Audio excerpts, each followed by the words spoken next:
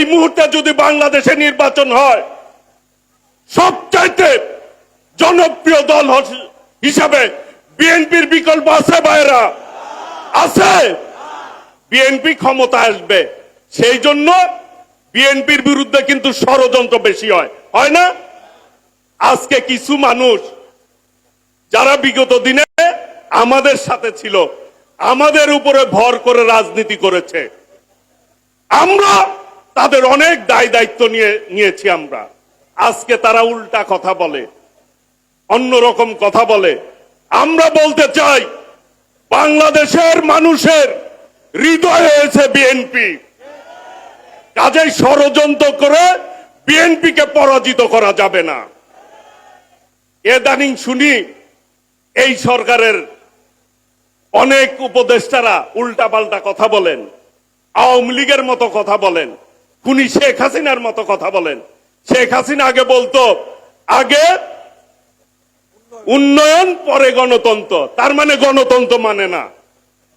এখন আবার অনেকে বলে আগে সংস্কার পরে নাকি গণতন্ত্র, পরে নাকি নির্বাচন। নির্বাচনের বিকল্প বাংলাদেশে নাই। বাংলাদেশের মানুষ নির্বাচনমুখী, কাজেই নির্বাচন দিতে হবে, এর কোনো ব্যত্যয় ঘটানো যাবে না।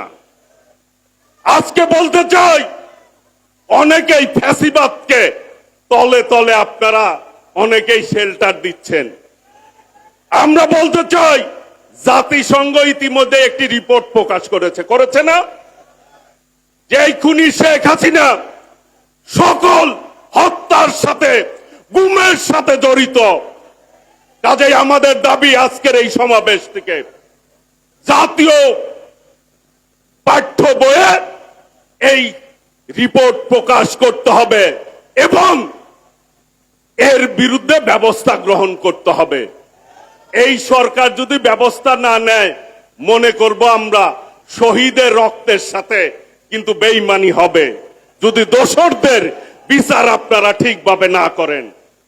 বিএনপি আসলে এই দোষরদের তালিকা প্রকাশ করা হবে, জাতিসংঘের রিপোর্ট, সেটি বাস্তব আমাদের পাঠ্য বইয়ে অন্তর্ভুক্ত করা হবে ইনশাল্লাহ। প্রিয় ভাইরা, সর্বশেষ বলতে চাই, যে যেভাবেই ব্যাখ্যা করেন, আমাদের ভারপ্রাপ্ত চেয়ারম্যান দেশ নায়ক তারেক রহমান বলেছেন আগামী নির্বাচনে যেই জিতুক হারুক, যারা ফ্যাসিবাদ বিরোধী আন্দোলন করেছেন তাদেরকে সকলকে নিয়ে আমরা জাতীয় সরকার করব। কাজেই জাতিকে ঐক্যবদ্ধ করার লক্ষ্যে আমি মনে করি দেশ নায়ক তারেক রহমানের নেতৃত্বের বিকল্প বাংলাদেশে নাই এই মুহূর্তে, আছে। কাজেই আমাদের শত শহীদের রক্তের বিনিময়ে বিএনপির অসংখ্য নেতা গুম হয়েছে, খুন হয়েছে।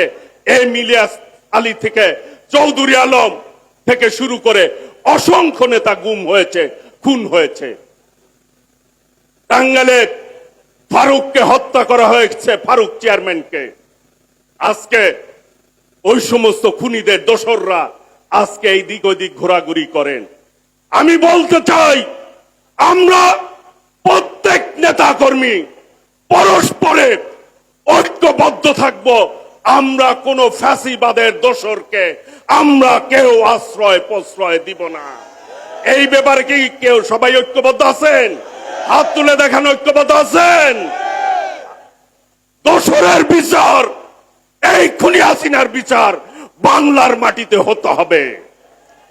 আগামীর বাংলাদেশ হবে গণতন্ত্রের বাংলাদেশ।